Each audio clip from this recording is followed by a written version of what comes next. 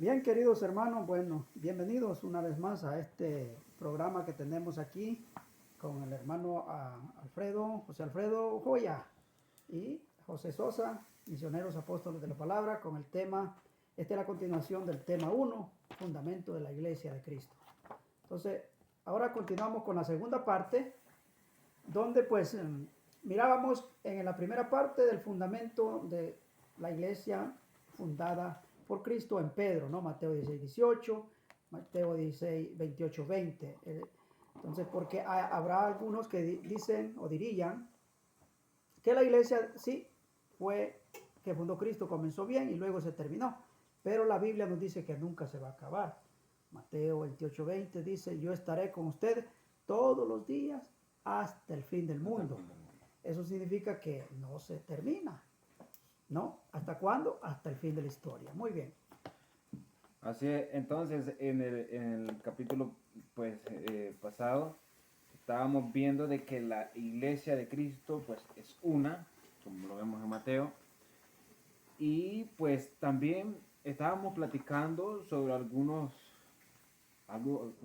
que pasa en la secta, ¿verdad?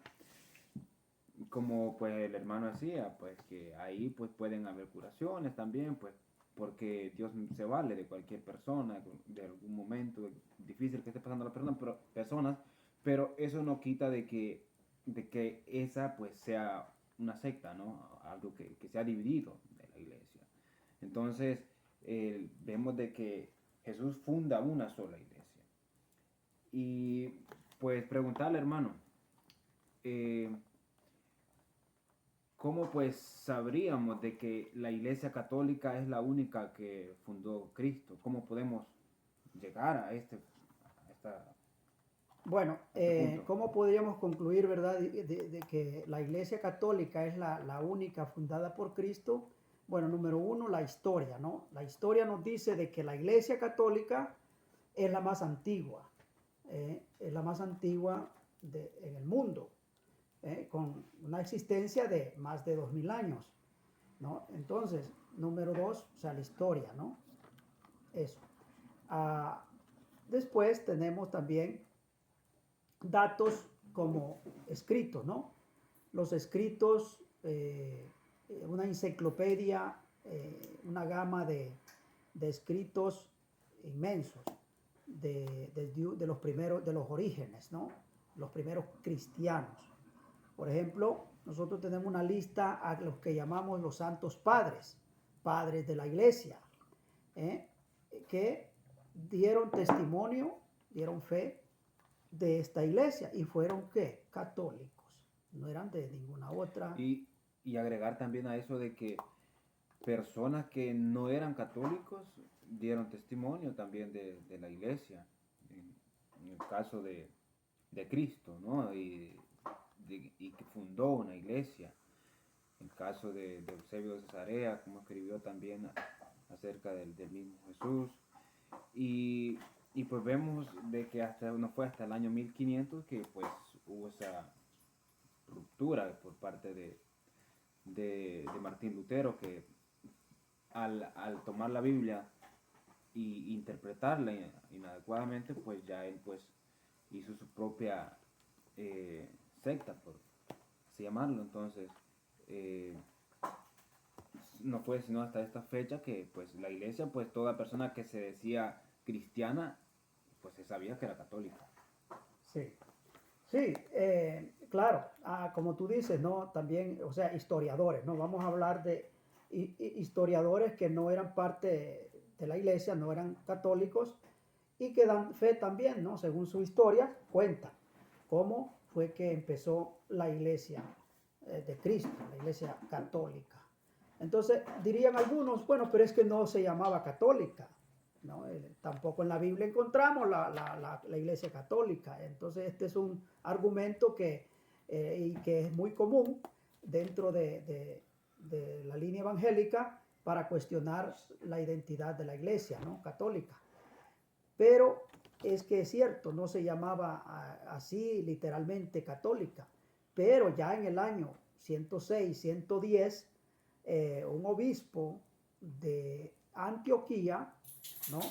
La comunidad que Pedro había fundado, al él tener que irse hacia Roma, deja, ¿verdad? Deja a alguien allá, y ya por el año 110,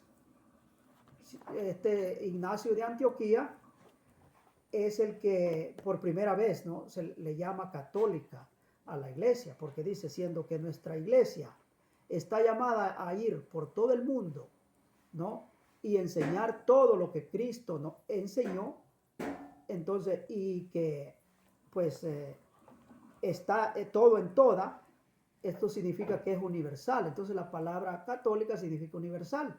Por lo tanto, el que primero dijo que la iglesia era católica fue San Ignacio de Antioquía. Por lo tanto, en la Biblia, claro, no se encuentra la palabra católica, pero la esencia sí se encuentra. Por ejemplo, si leemos Marcos 16:15, ¿no?, que dice, vayan por todo el mundo, anuncien la buena nueva a toda la creación y enseñen todo. Mateo 28:20 dice, vayan y hagan de todos los pueblos, sean mis discípulos, y enséñenles todo lo que yo les he enseñado a ustedes. Entonces, el todo en todo es el complemento de la universalidad de la iglesia. Entonces ahí encontramos la esencia en la Biblia, no literalmente católica o universal, sino la esencia en los dos textos. O sea, San Ignacio, basándose en estos dos textos bíblicos, dice, nuestra iglesia es universal, católica. Entonces la respuesta del por qué se le llama a la iglesia, pues la iglesia católica, uno de los atributos. Hay personas también de que pues dicen, pues hombre, si es la iglesia de Cristo, se supone que tiene que ser una iglesia ejemplar. Pero yo veo, pues hombre, a muchos de que nos dan un buen ejemplo. Entonces, pero nosotros sin embargo creemos de que la iglesia católica es una, católica, ¿verdad? Y que es santa, a pesar de lo que los miembros no son tan santos. No somos tan santos. Sí. Entonces, ¿qué nos tiene que decir respecto a eso? ¿No? Que no, hay pues, ese argumento que nos presenta. Es que eso no podemos basarnos en que, o soñar, por decirlo así, en una iglesia de puros santos. No existe, porque está compuesta por pecadores. ¿Recuerda? Todos somos pecadores, según la palabra de Dios, ¿no? Todos somos pecadores. Y esto lo sabemos todos también, ¿no? Se pregunta a alguien, ¿usted es santo? Y no cree en nada. Yo santo, no, ni sé de qué me habla. Y alguien que tiene una fe, ¿usted es santo? No, yo no, me falta mucho todavía. Bueno, al menos que sea un poquito subido y, como dice, se le han subido los humos y dice, claro, yo sí soy santo. Cuando andaba en el mundo. Y entonces, bueno, ahí ya cambia la cosa, ¿no? Pero eso se le llama orgullo. Entonces, porque la primera carta de San Juan, capítulo, ¿verdad?, 1, versículo del 6 al 8, dice, o hasta el 10, que el que dice que no tiene pecado es un mentiroso, ¿no? Entonces, no tiene, la verdad no está en él, dice. Entonces, por lo tanto, no podemos soñar con una iglesia de puros santos. Y el ejemplo está, mira, ya que tocaste ese tema, vamos a comprobar con textos bíblicos. En el Evangelio de San Mateo, capítulo 13, versículo 24 al 30, vamos a leer. Leemos todo. A ver, si lo encontraste primero que yo, te has ganado un premio, José. Pues ya me tiene que dar porque ¿Ya lo hallaste? No, pues sí, sí, que eso. Pues. No, pilas, muy bien, léelo. El premio antes. Jesús le propuso otra parábola. Aquí tienen una figura del reino de los cielos. Un hombre sembró buena semilla en su campo, pero mientras la gente estaba durmiendo, vino su enemigo y sembró cizaña en medio del trigo y se fue. Cuando el trigo creció y empezó a echar espigas, apareció también la cizaña. Entonces los servidores fueron a decirle al patrón, Señor, ¿no sembraste buena semilla en tu campo? ¿De dónde pues viene esa cizaña? Respondió el patrón, eso es obra de un enemigo. Los obreros le preguntaron, ¿quieres que arranquemos la cizaña? No, dijo el patrón, pues al quitar la cizaña podrían arrancar también el trigo. Déjenlo crecer juntos hasta la hora de la cosecha. Entonces diré a los segadores: corten primero la cizaña, hagan fardos y arrójenlos al fuego. Después cosechen el trigo y guárdenlo en mis bodegas. Ahí está. Dice, aquí tienen otra figura del reino de los cielos. Entonces, el reino de los cielos, el reino de Dios, de Cristo, pues está formada entonces como un campo, ¿no? Un campo donde se siembra trigo, pero a la misma vez nace hierbas. Y bueno, esto es así, el que ha trabajado el campo sabe cómo es esto. Siembra maíz y al lado del maíz empieza a nacer hierba. Y dice, ¿de dónde nace? ¿De dónde salió esta hierba? Yo aquí sembré maíz. Pero también crece. Ahora, ¿qué sucede? Jesús dice, déjenlos crecer juntos. Déjenlos crecer juntos. No vaya a ser que por arrancar la hierba mala, arranquen también el trigo. ¿Eh? Entonces, al final dice, se hará una separación. Ahora sí, este es el final de los tiempos, donde los ángeles dice que apartarán los malos de los buenos, o los buenos de los malos, escogerán. Y otra figura de esto, pues es el juicio final, ¿no? Capítulo 25 del Evangelio de San Juan también encontramos el juicio final, ¿no? Donde están, dice, todas las naciones frente al trono. Y dice, donde separará los cabritos, ¿no? Por a un lado, a la derecha, y otros a la izquierda, ¿no? Entonces, esa es la separación final. Por eso dice, déjenlos crecer juntos. Al final se hará, pues, la separación. ¿Qué va a pasar con la paja? Ahora sí, la recogen. Una vez que han recogido el trigo, lo bueno, todo lo demás, hacen fardos, dice, y lo tiran al fuego. Al fuego. Entonces, igual, otro ejemplo de esto, de la viña del Señor, donde, como por eso también decimos, ¿no? Hay un dicho que dice, en la viña del Señor hay de todo. Esto pues prácticamente sacado de la Biblia, es bíblico. En la viña del Señor hay de todo. En toda familia hay de todo. O sea, hay buenos y malos. Todas las familias. Hay unos que salen medio buenos, medio malos. No todos son iguales.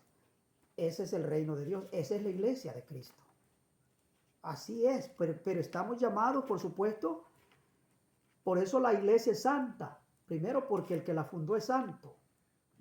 Y porque el que la dirige, la conduce, la guía es el Espíritu Santo. Por eso los miembros están llamados a la santidad. En el caminar tienen que ir purificándose, ¿verdad? Mejorando su conducta, ¿verdad? De esa manera alcanzan el reino de los cielos, o sea, la gloria eterna, y va a ser apartado a la derecha. Bueno, y bueno, pues para ir quizás terminando de repente, nos falta un atributo, para llamarlo, de la iglesia, ¿no? Que pues ya vemos que es una, que es santa, católica, y pues también creemos que es apostólica. Y cuando decimos que es apostólica, pues es algo que viene desde los apóstoles hasta pues nuestros días. Y entonces me surge la pregunta, ¿no? De que con todas estas sectas que pues salen día a día, sería que Jesús, porque la idea de estos es de que la iglesia no encierra así solamente que sea la iglesia católica, sino que pueden haber muchas, entonces, pero son fundadas hace poquito, con una doctrina diferente. Entonces, Jesús pues no autorizó a más personas que los apóstoles que él hizo que Él los llamó a ser sus apóstoles, sus discípulos, a seguir sus enseñanzas, a custodiar lo que Él había enseñado. Entonces, ¿qué es lo que pasa con todas estas personas que pues dicen que Dios les habló y fundan ya su propia iglesia? Bueno, muchos, ¿verdad? Muchos, como vemos, lo hacen porque no están conscientes, son ignorantes de la realidad, de lo que pues Dios quiere, ¿no? El plan de Dios. Entonces, y pues se olvidan de que Cristo vino, que el Padre envió a Jesús, ¿verdad? Como prueba primero de su amor, como prueba de su misericordia para salvar al mundo. Entonces, manda a su Hijo para que éste, pues, con un plan, ¿no? Un plan que Él trae, un plan de salvación. Y lo primero que hace, obviamente, es fundar su iglesia en 12 hombres. Escoge 12 personas para, pues dice, para estar con Él, ¿verdad? Para que estuvieran con Él, instruirlos y después enviarlos por todo el mundo a propagar la buena nueva de Dios. Ellos son los que van a continuar el trabajo que Jesús trae. Él comienza y hace todo, la mayor parte, tanto así que da su propia vida, ¿verdad? Con eso vence a la muerte.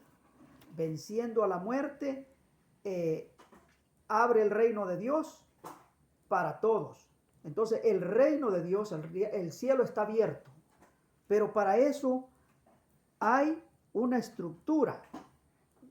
Funda su iglesia en 12 apóstoles para que esto continúe llevando la buena noticia a todo el mundo. Entonces, por eso decimos, llamó a los que Él quiso, dice, ¿verdad? Marcos, si buscamos el Evangelio de San Marcos, capítulo 3, capítulo 6, perdón, capítulo 3, 13 al 17, por decirlo así, casi hasta el 18. ¿Ve? Bueno, después está la lista, pero vamos a leer nomás solo los primeros versículos. Dice, Jesús subió al monte y llamó a los que Él quiso, y se reunieron con Él, y así instituyó a los 12, a los que llamó también apóstoles, o sea, enviados, para que estuvieran con Él y enviarlos a predicar. ¿Y qué más? Versículo 15, dándoles poder para echar demonios. O sea, enviar a predicar y curar toda clase de enfermedades. A ver, vamos, si buscamos el Evangelio de San Lucas, que especifica un poquito más todo esto, vemos cómo es que envía, cómo es este envío que hace Jesús, capítulo 10 también de San Mateo, ¿no? Entonces, pero aquí vemos una cosa, que Él llama a los que Él quiso. ¿A quiénes? A los 12, ¿no? De entre tanta gente, Él pues Sí. llamó a solo 12. Y después los envía, y cuando los envía, bueno, primero pues les da poder, no los envía solos. Y bueno, eso de la sucesión apostólica, pues, es como pues es esto, ¿no? Una obediencia que se le rinde, pues, al Papa, pues, en nuestro caso, a los superiores, a los obispos, así como lo hizo San Pablo, cuando Sí. fue y se presentó ante San Pedro y Santiago. Sí. Entonces, vemos que no basta con que de repente pues hayamos tenido un encuentro con Cristo en cualquier otro lugar, sino que tenemos que ver si lo que estamos haciendo está de acuerdo con la enseñanza de Cristo, y para esto están aquellas personas que Cristo instituyó, como lo vemos. A los que Cristo dejó de encargado, o sea, Cristo entregó el Evangelio o su Evangelio a los apóstoles, ¿sí? Entonces, por eso el Evangelio de Jesucristo, que entregó a los apóstoles, a la iglesia, a la primera iglesia o a la iglesia primitiva, se llama el depósito de la fe, el tradere, o sea, lo que se transmite, ¿sí? Lo que se recibe y se transmite. Entonces los apóstoles empezaron ellos a ir transmitiendo esto, lo que ellos habían recibido de el mismo Jesús. Vaya, por ejemplo, dice Hechos de los Apóstoles 1, así comienza el libro de los Hechos, ¿no?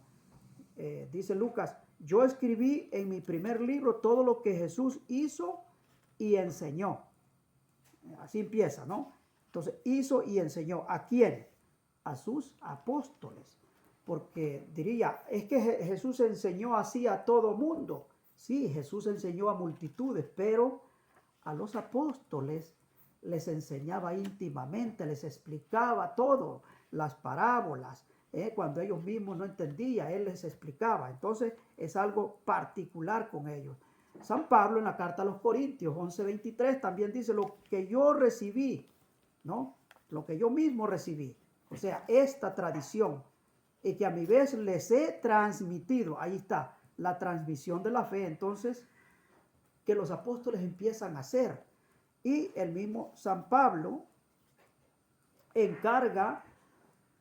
transmite a los que él quiere. Por ejemplo, Timoteo es uno de los que Jesús le dice en la carta a Timoteo, segunda carta, capítulo 2:2, vemos que dice, lo que aprendiste de mí, dice, y confirmado por numerosos testigos, confíalo a hombres que merezcan confianza, capaces de instruir después a otros. Algunos dirán, pues porque siempre hay algunos que piensan de esta manera. No, dice, Pablo le está encargando la palabra de Dios, ¿no? Le está hablando de que la palabra de Dios le explicó él, le enseñó la Biblia. No, la palabra de Dios Timoteo ya se la sabía. Ya sabía, porque dice en otra parte, tú desde niño, dice, desde niño te has instruido. Ahí está o sea, lo que puede contradecir esta postura de algunos que piensan así. Está hablando de lo que le dio, lo transmitió. ¿Cómo lo transmitió?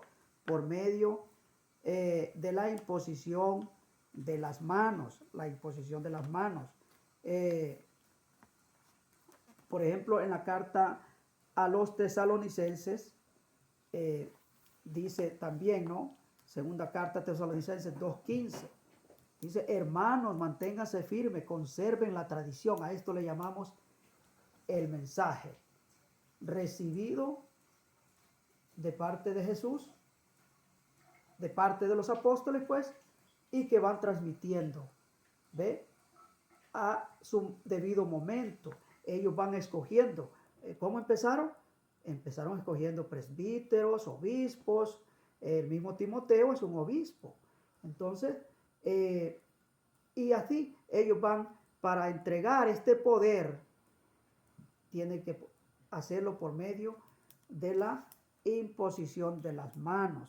Así que por eso también le recomienda al mismo Timoteo, dice, ten cuidado de imponer las manos a cualquiera. No te vayas a ser cómplices de su hechoría, o sea, de cualquiera que no lo merezca, o uno que sea un poquito sinvergüenza, bandidillo. Eso pues le va a causar problemas al mismo Timoteo si lo unge, le impone las manos, pues lo va a hacer quedar mal primero y después se hace cómplice. Muy bien. Continuamos entonces, José. Pues sí, pues por eso vemos de que para que una persona pues sea consagrada sacerdote, pues tiene que dedicar mucho tiempo de estudio, preparación en diferentes ámbitos y pues no es cualquier persona que pues solamente pues que yo quiero ser sacerdote y ya entre qué sé yo un par de meses, un año yo ya estoy ordenado, no, tiene un orden y pues, como dicen, pues no es cualquiera que pues da la vida por Claro. deja Sí, todo. obviamente para hacer pues un sucesor de los apóstoles, primero tiene que pues eso, instruirse también y prepararse eh, con, con, pues muchos estudios y después dedicar pues toda su vida a Dios, porque este es el rol pues del sacerdote, ¿no? El rol del sacerdote a, a medida o a imagen, claro, del sacerdocio antiguo, que no es el mismo, porque no hay que confundir el sacerdocio antiguo del Antiguo Testamento al sacerdocio del Nuevo Testamento. Son dos cosas diferentes. El primer sacerdocio le pertenecía pues meramente a la tribu de Leví. Todos los que eran descendientes de la tribu de Leví podían ser sacerdotes. Ese fue en el antiguo pueblo de Dios. En el nuevo pueblo de Dios encontramos que ya no es así. De hecho, por eso encontramos la diversidad también del número de los 12. No todos son judíos y no todos son rabinos. El mismo Jesús no era rabino.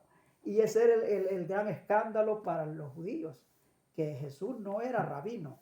Entonces, ¿por qué enseña así? Se quedaban admirados. ¿De dónde le viene tanta conocimiento? ¿Verdad? No era ningún maestro de la ley.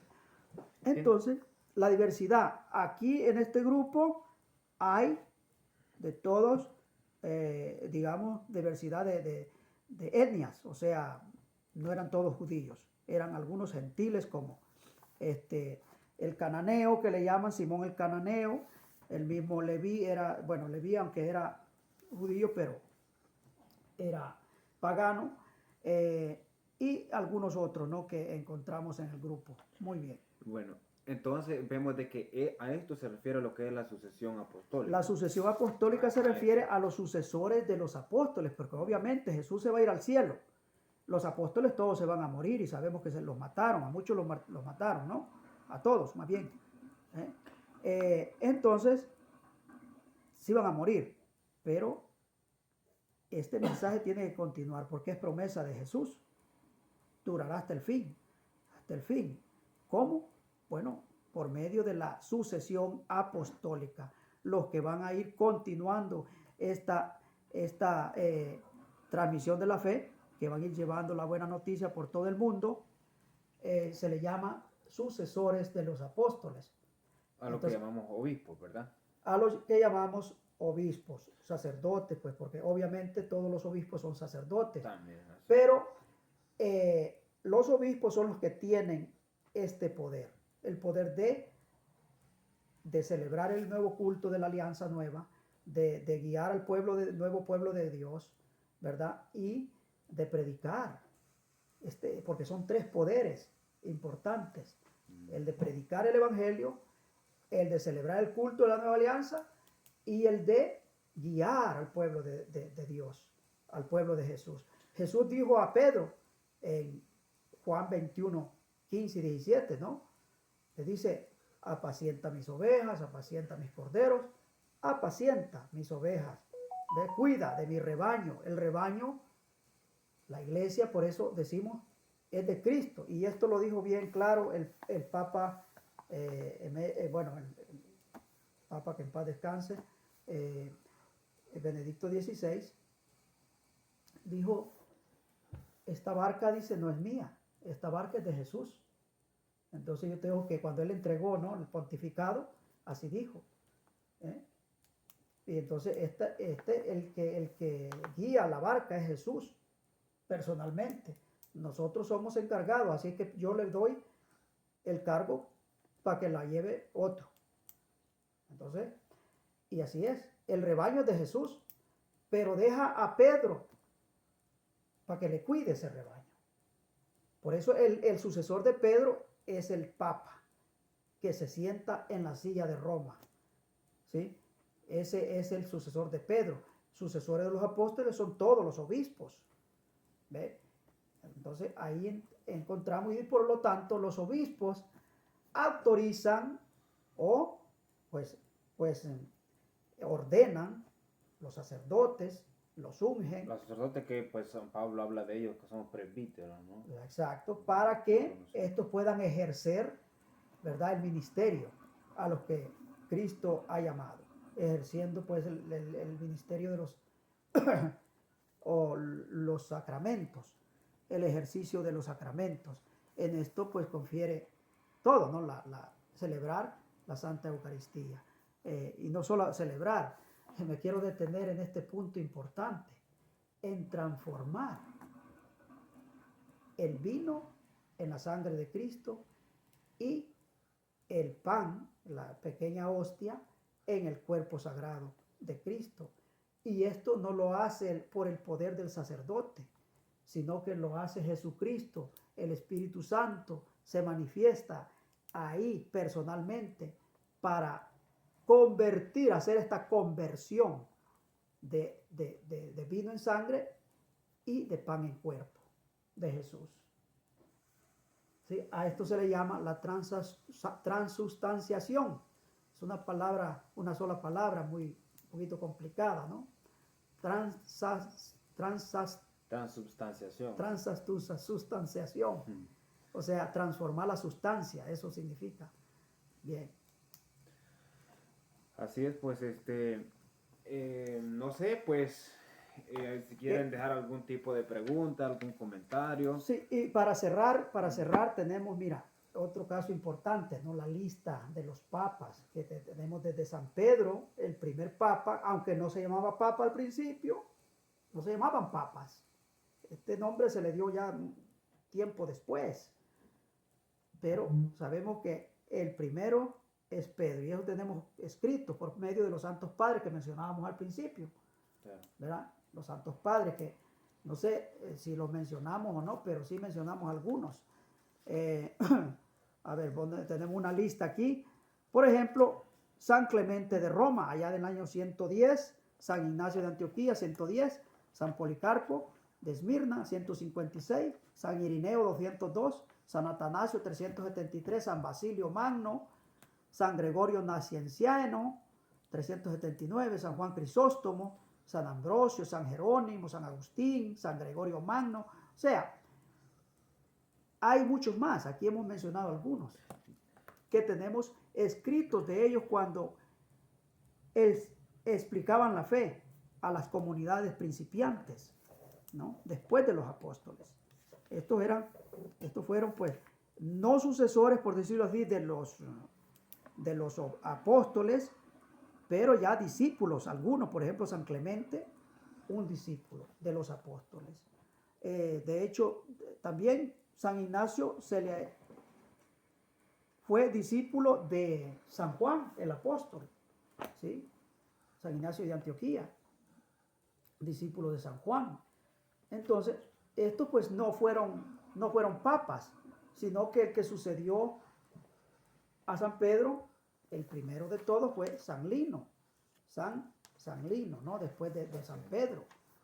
Este fue el que sucedió a San Pedro, luego San Anacleto, y continúa la lista hasta el día de hoy. ¿Cuántos hoy en total?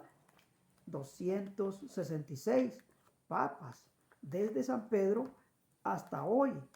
Entonces es importante, ¿no?, tener en cuenta todo esto, que no es un invento, sino que hay datos que comprueban, porque cualquiera puede decir, no, la iglesia de nosotros es la verdadera, pero bueno, verdadera del que la fundó, sí, porque tiene su fundador. Por ejemplo, ¿quién fundó la iglesia de la Luz del Mundo? Aarón Joaquín. ¿En dónde? En Guadalajara, México, allá por 1700 más o menos, ¿sí? Entonces,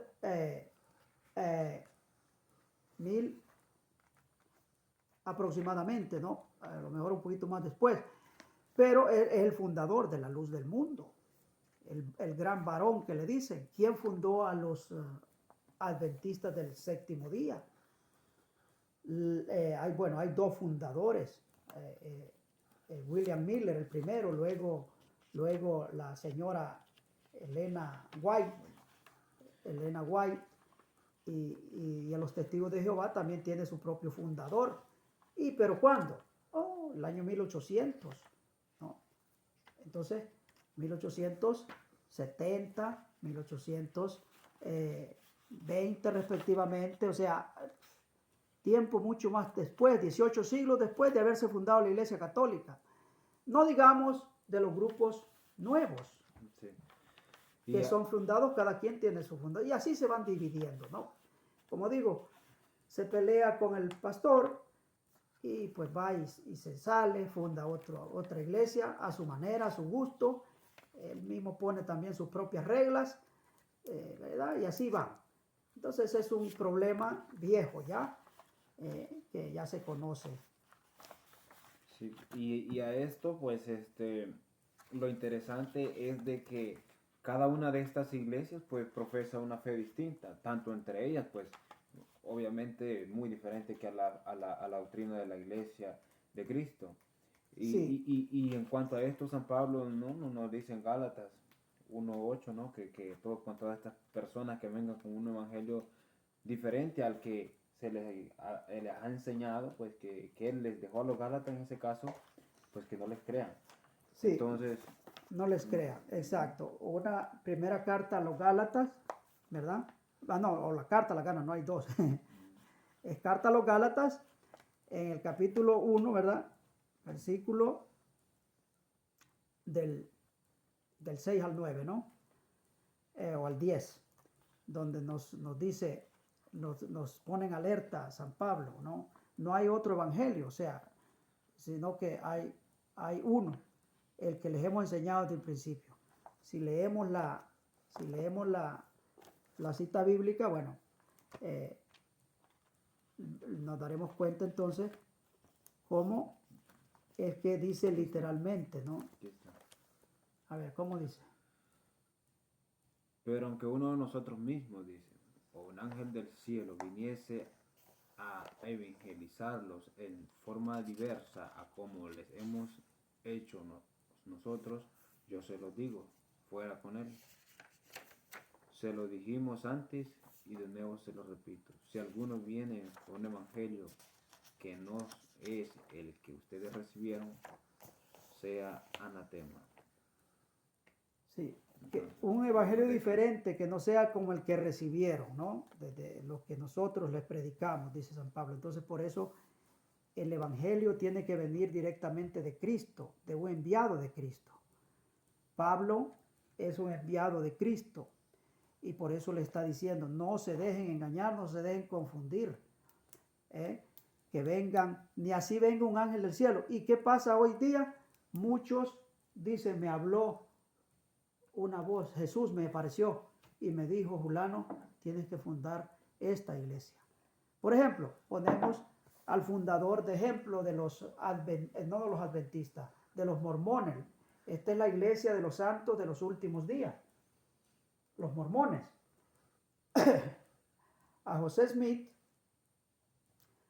se le dice, cuenta el libro del Mormón, ¿verdad? Que se le apareció el ángel del Señor, se le apareció el ángel del Señor y le habló y le dijo que tenía que restaurar la iglesia de Cristo, que él tenía que fundar la verdadera iglesia y que le pusiera la iglesia de los santos de los últimos días. Entonces, dice que le habló un ángel, dice que Jesús personalmente se le apareció y entonces y que le entregó el tercer testamento. Y este es el libro del Mormón. O sea que los mormones no tienen la Biblia así como, bueno, la tienen, pero tienen su Biblia, su propia Biblia que se llama el libro del Mormón. Entonces, que tiene muy diferente totalmente a la Biblia. Entonces, pero a eso ellos le llaman el tercer testamento, lo definitivo. Y entonces los que lo siguen le creen, ¿no? Los miembros de esta iglesia creen todo esto como santo, como sagrado, ¿no? Entonces, dice San Pablo, no, ni así un ángel viniera del cielo. Y entonces, ¿por qué es un mensaje diferente? Obviamente es diferente, ¿no? Al que Cristo trajo al principio. al que los apóstoles enseñaron. Y una señal de que es diferente es, por ejemplo, los primeros cristianos o los apóstoles, ¿tenían a la Virgen con ellos? ¿Sí o no? Sí, la tenían con ellos. María aparece con ellos en la Biblia en muchas partes. Está con ellos. Entonces, los primeros cristianos, ¿bautizaban? Sí, bautizaban, ¿no? Bautizaban familias. Y bautizaban familias enteras. Entonces, y ahora dicen, no, niños no, solo adultos. Déjenlo que crezca, niños no. Entonces ahí algo está cambiando, ¿verdad? Ahí ya está cambiando. Entonces dicen, no, Cristo sí, la iglesia no. La iglesia de Cristo no. Dicen, Cristo sí, la Virgen María no. Su madre no, aunque fue su madre, pero no. Otros dicen, es una mujer cualquiera. Entonces, la rechazan, la insultan. Ese es otro evangelio. Esa es una señal de que es otro evangelio, no es el mismo que predicaron Cristo y los apóstoles. En cambio, la iglesia en esto se caracteriza, que es una sola, no cambia la doctrina, ¿no? Por eso vamos a ver, repasar lo que estuvimos diciendo, José. Característica entonces de la iglesia de Cristo, que es una sola, una en todo el mundo, está una en todo. Dos, es santa. Santa. No porque los integrantes o sus integrantes son santos, todos, no. Santa porque ya explicamos, la fundó Cristo, que es santo, y la guía el Espíritu Santo. Número 3, es apostólica. Apostólica. Entonces, que viene desde los apóstoles hasta hoy, ¿no? Posee la sucesión apostólica, ¿no? Entonces, por último, pues es romana. ¿Por qué? Porque el cabeza de la iglesia terminó en Roma. Allí fue martirizado, en Roma. Allí quedó la sede de Pedro. Y esto lo puede atestiguar la historia, ¿verdad? Secular, neutral. Nada que tenga que ver con de la iglesia católica. Pedro murió en Roma. Entonces, y hay en la Biblia datos de eso. De hecho, él mismo dice, le saluda desde Babilonia. Entonces, le llama Babilonia a Roma, porque es el nuevo Babilonia que está oprimiendo al pueblo judío. Entonces, por lo tanto, por eso se llama romana. Entonces, una santa, católica. Nos faltó católica. Eso. Sí. Nos faltó católica. Correcto. Gracias. Entonces, volvamos. Una santa católica apostólica. Y romana, por último, porque, ¿verdad? La sede está en Roma. La sede está en Roma y no tiene nada que ver con el Imperio Romano. Esa es otra cosa que hay que aclarar. La iglesia es una cosa, el Imperio Romano es otra cosa. Porque la que estaba persiguiendo a la misma iglesia era el Imperio Romano. Y dice Jesús, un reino no puede estar dividido, ¿no? Entonces, si fuera del mismo reino, entonces, bueno, no. Y también, pues, creo que nos faltó cuando dijimos católica, pues que católico, pues, es estar en todo el mundo, ¿verdad? Sí, universal. Y pues, más específicamente, pues, que en todo el mundo se crea lo mismo, tenga la misma doctrina, eso más que todo. Más que todo eso, sí. Que de repente se haga un rito diferente, tal vez de un lugar a otro, pero la doctrina pues se mantiene, es la misma. Entonces es lo fundamental. La esencia de la doctrina permanece. O sea, puede cambiar, como tú dices, ¿no? El tipo de celebración, cómo lo hagan. A lo mejor parezca un poquito diferente, distinto. Pero la esencia de la enseñanza de la doctrina es una sola. Entonces, eso es catolicismo. Sí, a eso se le llama catolicidad. Catolicidad de la iglesia. Sí. La universalidad de la iglesia es esto, ¿no? Que profesan una sola doctrina.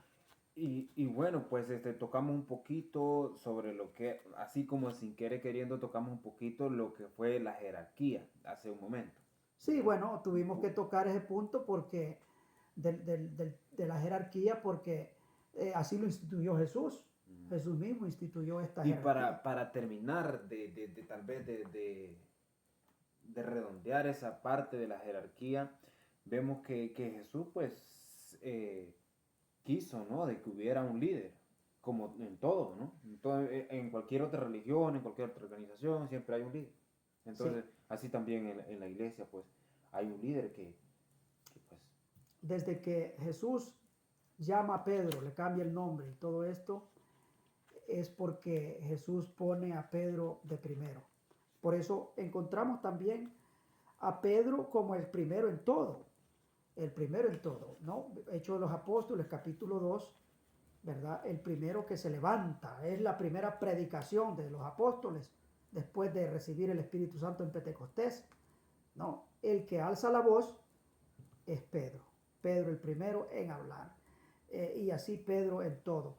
Van y se reúne, de hecho el mismo San Pablo, después de su conversión, pues a quien va a ver es a los jefes de la iglesia, sube a Jerusalén para pues encontrarse con el jefe de la iglesia, con Pedro, para ver si su predicación estaba bien. Sí, así es. y todos los apóstoles sabían que el jefe era Pedro, ya sabían ellos. ¿Por qué? Porque pues así lo había puesto Jesús. Y dijo, ¿verdad? A Pedro, por eso en el Evangelio de San Lucas, en el Evangelio de San Lucas 22:31, encontramos algo bien particular que hace Jesús con Pedro también, cuando le dice,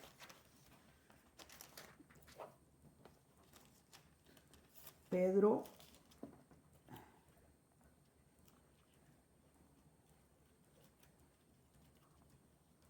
a ver, 22. Ujú.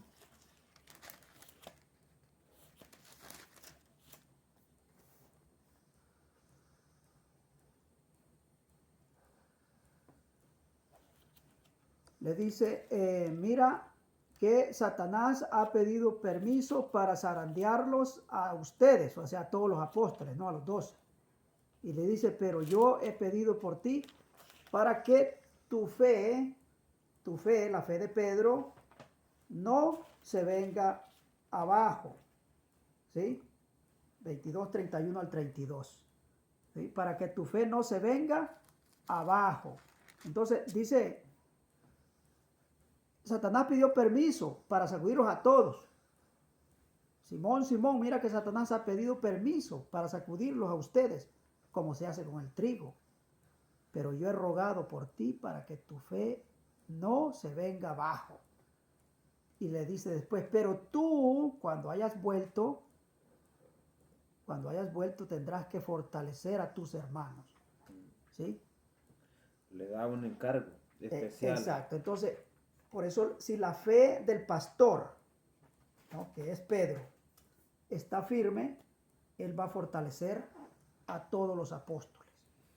Así es, pues también en Juan, pues vemos de Juan 21, 15 al 17, también vemos algo similar. Entonces, vemos de que Jesús, pues, así lo quiso, San Juan lo atestigua en su evangelio.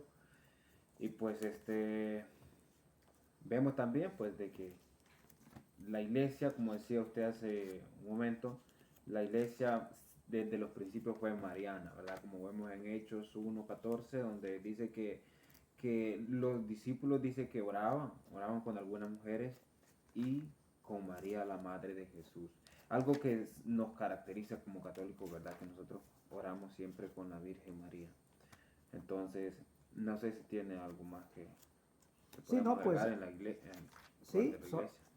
solamente no afirmar eso que tú has dicho, sí, Hecho de los Apóstoles, ahí, antes de recibir, ¿no?, el Espíritu Santo se ponen todos en oración, dice, y junto con quienes, con María, la madre de Jesús, ¿sí? Otras mujeres. Mire qué importante es entender un poquito la palabra de Dios también. A las demás mujeres, pues ni se les menciona el nombre. A María sí, siempre. Se le nombra como María, la madre del Señor, la madre de Jesús, María su madre, y siempre la vamos a encontrar con su propio nombre, porque María ocupa un lugar muy importante en la iglesia de Cristo. Por lo tanto, rechazar a María es rechazar la iglesia de Cristo, y rechazar la iglesia de Cristo es rechazar al mismo Cristo, al mismo Jesús. Entonces, no podemos desligar, pues, ni a la iglesia, ni a María. ¿No? Si queremos ser discípulos verdaderos de Jesús, tenemos que acoger a María y a su iglesia, la iglesia que Cristo fundó. Entonces, bueno, darle las gracias a la persona que se haya quedado hasta el final de ver este video, y pues gracias también aquí al hermano José, porque pues él tiene mucho conocimiento y tiene también muchas tareas, muchas cosas que todos tenemos. De hecho, pues hace poco venimos de trabajar y pues hemos querido apartar este tiempo para enriquecer un poquito ahí a las personas que de repente se quieran formar o conocer un poco más de la fe, y pues les agradecemos que se hayan quedado hasta acá, y pues cualquier pregunta o comentario pues pueden dejarlo, y pues nada, pues gracias. Sí, al nomás poder les contestamos, claro. Gracias. Así es, entonces damos gracias a Dios, a nuestra Madre del Cielo, en el nombre del Padre, y del Hijo, y del Espíritu Santo. Amén. Ruega por nosotros, Santa Madre de Dios, para que seamos dignos de alcanzar las promesas y gracias de nuestro Señor Jesucristo. Muchas gracias.